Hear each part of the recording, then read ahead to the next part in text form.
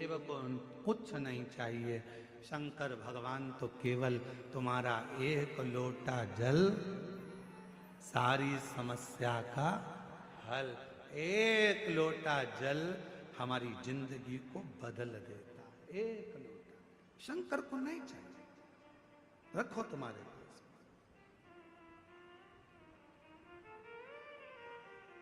तुम्हारा धन, तुम्हारी दौलत, तुम्हारी संपदा, तुम्हारा वैभव, तुम्हारी सत्ता, सब तुम्हारे पास। शिव को दौलत से मत रिझाना, शंकर भगवान को वैभव से मत रिझाना।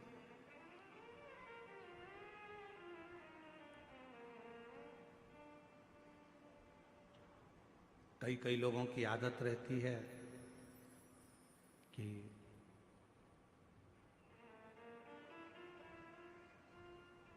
मेरे पास इतना धन है, मैं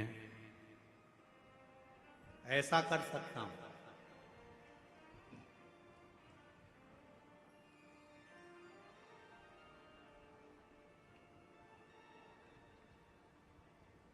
मेरे पास इतना धन है, मैं बहुत कुछ प्राप्त कर सकता हूं। कब, क्या, कहां देगा, ये बाबा ही जानता। बाबा, कभी आप लोगों ने टीवी पर सुना होगा, माननीय छत्तीसगढ़ शासन के जो माननीय मुख्यमंत्री जी हैं विष्णुदेव सहाय जी, उनकी जो धर्म पत्नी है श्रीमती कौशल्या देवी सहाय जी, जब छत्तीसगढ़ में शिव महापुराण की कथा होती थी,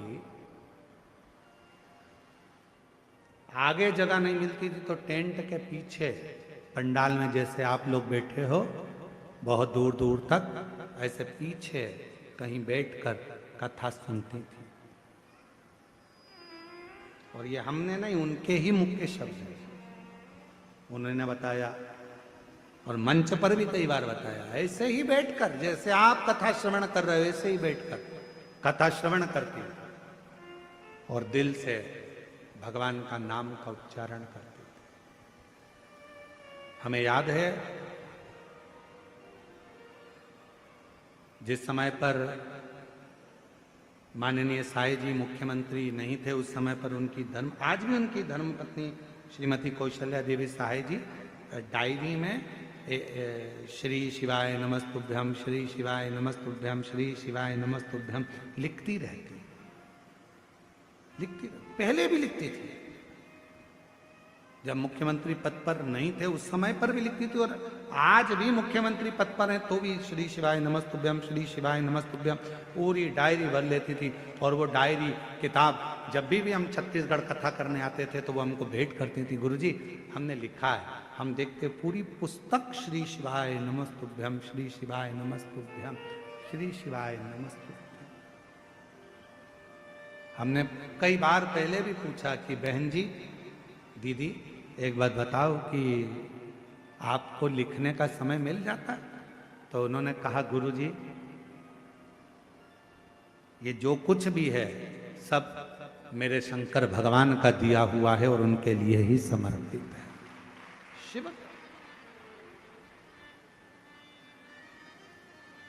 भगवान देवादिदेव महादेव, भगवान शिव।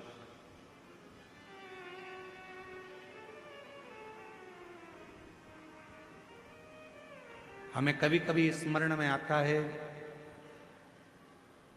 कोटा राजस्थान में हम कथा करने के लिए गए और वहाँ के शर्मा परिवार ने कथा कराई, जो उस समय पर विधायक जी थे और अभी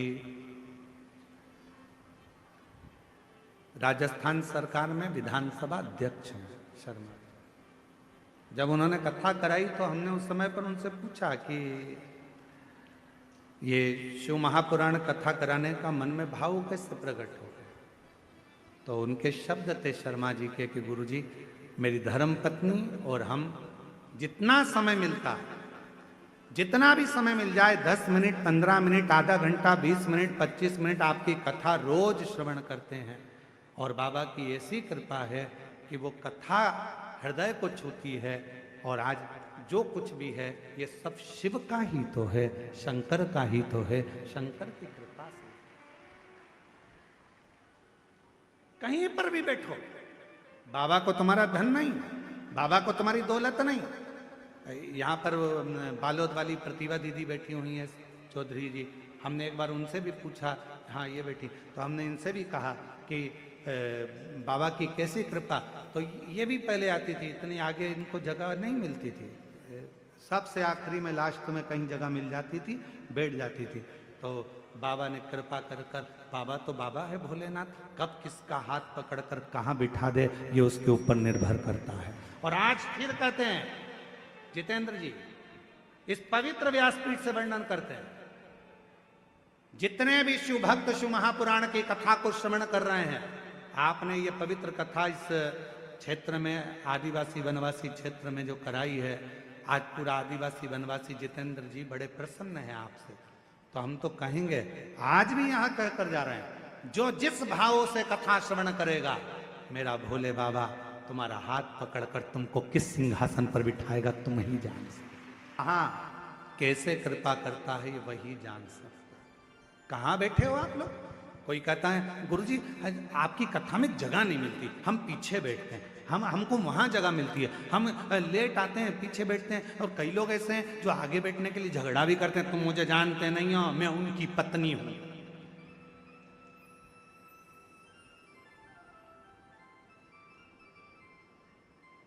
अब दरवाजे पे तो सारे पुरुष खड़े होते हैं और तुम चिल्ला कर कहती हो तुम मुझे जानते नहीं हो, मैं उनकी पत्नी हूं। और अगर वो कह दे तो तू भी मुझे नहीं जानती, मैं उसका पति हूं।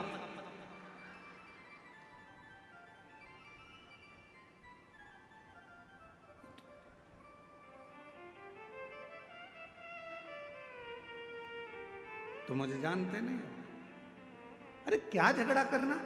आगे बैठने के लिए हमको आगे बैठना है, हमको आगे बैठना, हमको इसी कंपाउंड में बैठना, हमको वहां बैठना, हमको वहां बैठना, हमको वहां, ना ना ना ना, जहां जगह मिल जाए बाबा के पूरे पंडाल में, जहां तुमको मौका मिल जाए वहां बैठकर दिल से, हृदय से बाबा की कथा सुनो। आरती हो, आरती के बाद जब उठो, वहां की मिट्टी को अपने मस्तक पर चढ़ाओ, हृदय से लगाओ, बाबा से झोली पसार कर प्रार्थना करो, बाबा मेरे दुख काट देना, बाबा बहुत तकलीफ में हूँ, मेरे कष्टों को मिटा देना, बाबा तेरी कृपा बनाना। सुना है पंडाल में बैठकर कथा सुनने वाले को तो 3 महीने में जो मांगो वो दे देता है। बाबा मैं भी तेरे दरवाजे पर कथा सुनने आई हूँ, हे मेरे भोलेनाथ कृपा करना, मेरी झोली खुशियों से भर देना, ऐसी कृपा करना। उससे प्रार्थना करो, उससे विनय करो, उससे निवेदन करो, क्या नहीं देगा। एक पत्र है, जरूरी नहीं कि आगे बैठोगे तो ही भगवान सुनेगा, हम साइड में बैठेंगे तो भगवान सुनेगा, भगवान के सामने बैठेंगे तो भगवान सुनेगा, नहीं। एक छोटी सी चींटी भी अगर पुकारती है तो परमात्मा दौड़ कर आता है। एक जीव भी कष्ट भोगता है, शिव को पुकारता है तो शिव आते हैं। यहाँ कांकेर में कथा करी थी, जैन साहब कहीं बैठे हैं, कहाँ हैं? देव कुमार जी जैन, हाँ ये बैठे। कोकपुर में क्या कथा बाजी थी, सुबह हम कथा बाजते थे, शाम को भालू बाजते थे।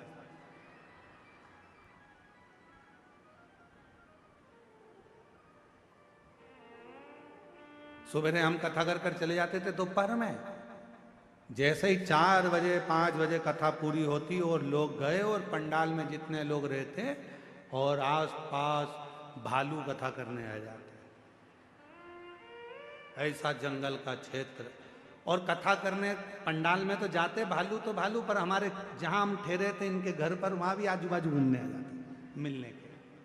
महाराज आप इन जैन साहब से पूछना, देव कुमार जी से, जो को जहां जगह मिल जाती थी वहां बैठ जाते थे, सेवा करते थे।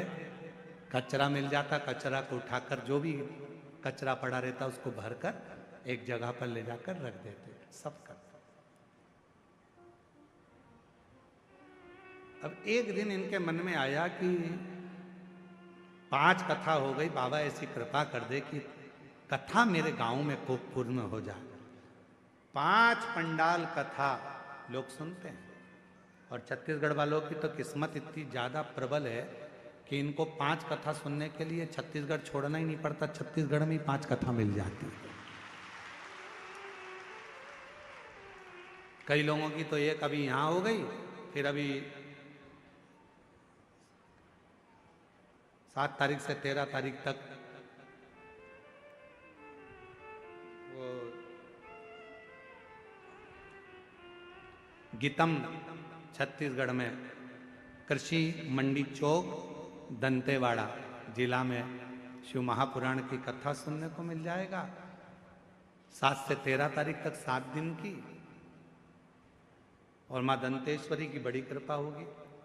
एक देवघर में कथा बाची, वो भी माँ देवी की शक्तिपीठ थी, 51 शक्तिपीठ में से माता का हृदय वहां गिरा था। और दंतेवाड़ा एक ऐसा क्षेत्र है जो माँ सती के दंतेवाड़ा क्षेत्र में गिरे। हमको तो लगता है कि मेरी माँ सती कृपा कर रही है जो कथा श्रवण करने का मौका,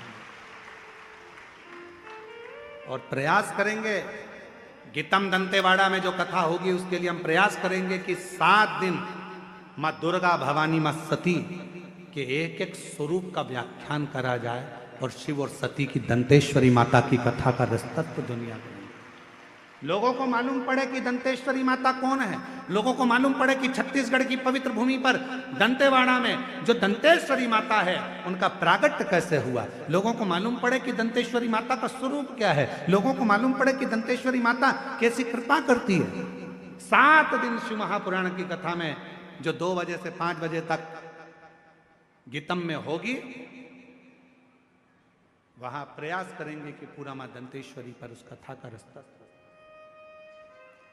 तो ये तो शिव कृपा है भगवान शंकर की। तो कभी इनसे पूछना देव कुमार जैन जी से, इनके मन में आया बाबा कथा का मन में भाव है, 5 पंडाल हो गए, व्यवस्था कुछ नहीं है, तू व्यवस्था कर।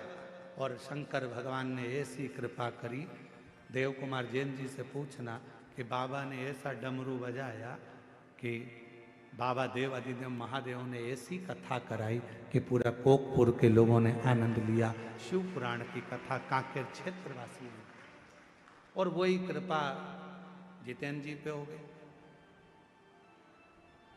ये शिव कृपा, शंकर कृपा।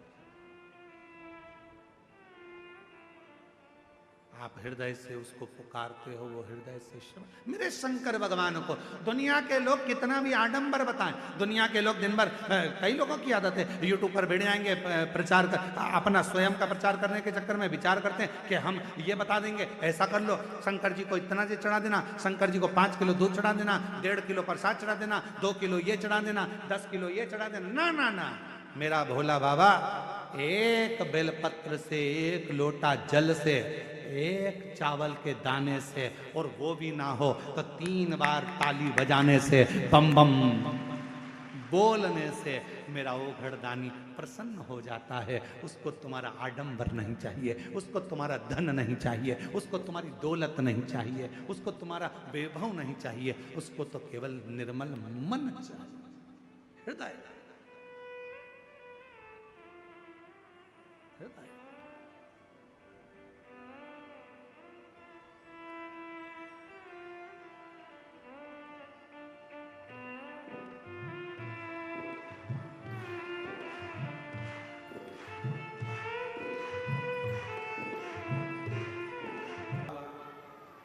हमारे जीवन में हमें सफलता जरूर देती है, हमें सुख जरूर देती है। शिव महापुराण की कथा कहती है, भगवान शंकर का पवित्र चरित्र कहता है, शिव महापुराण की कथा वर्णन करती है, जब घर से निकलो 2 काम जरूर कर कर निकलो। पहला,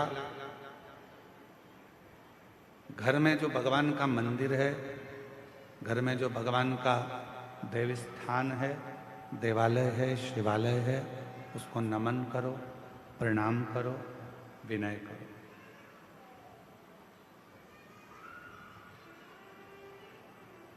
दूसरा, घर से निकलते समय अपने घर का जो बुजुर्ग हैं, अपने घर के जो बड़े हैं, उनको नमन करो, उनको प्रणाम करो।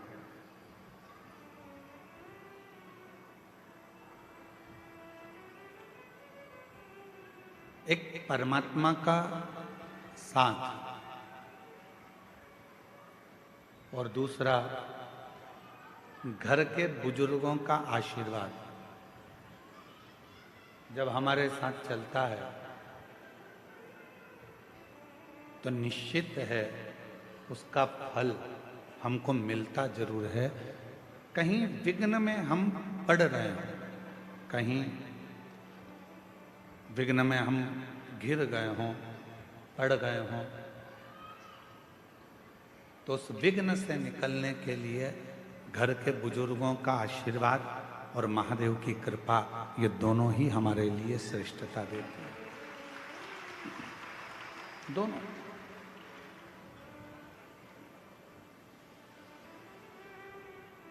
एक होता है तराशना और दूसरा होता है तलाशना।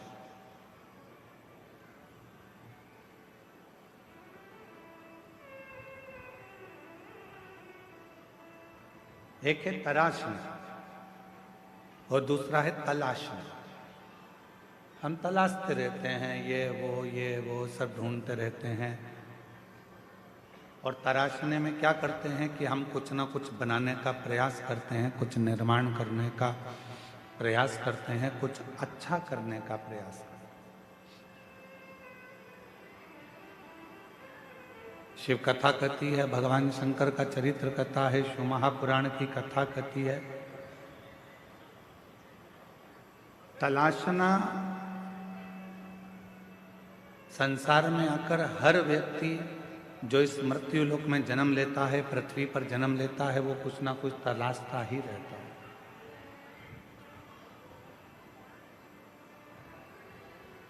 और वो तलाशने के चक्कर में फिर वो कहीं ना कहीं व्यक्ति में भी खोट ढूंढने लगता है।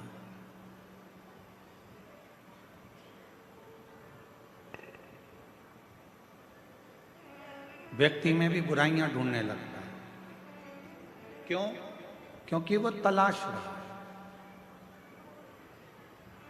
यदि वो तलाशता नहीं और तराशने का काम करता, खुद को संवारने का, खुद को सुधारने का, खुद को श्रेष्ठ बनाने का कार्य करता, तो दुनिया में फिर कोई उसको बुरा नजर ही नहीं आता। सब श्रेष्ठ दिखते और वो अपनी जिंदगी को भी श्रेष्ठ बना बैठता, वो अपने जीवन को भी श्रेष्ठ बना। जिसने खुद को तराशा, जिसने स्वयं को श्रेष्ठ बनाने का प्रयास किया है, अपने आप को सुधारने का प्रयास किया है, वो जिंदगी में बहुत आगे बढ़ा।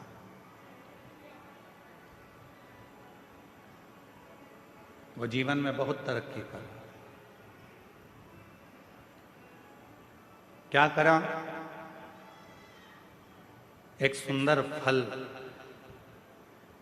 कुबेर जी महाराज ने भगवान शिव जी को भेंट किया। बड़ा सुंदर फल था और वो फल कुबेर जी ने भगवान शंकर को भेंट करा। तो मां पार्वती जी ने उस फल को देखा तो फल बड़ा सुंदर, बहुत सुंदर।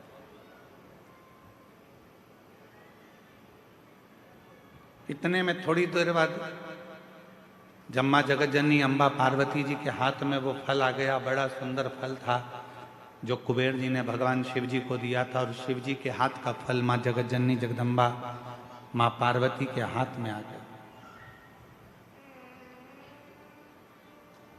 अब कुछ देर बाद भगवान श्री गणेश जी आ गए, कार्तिकेय आ गए और उन्होंने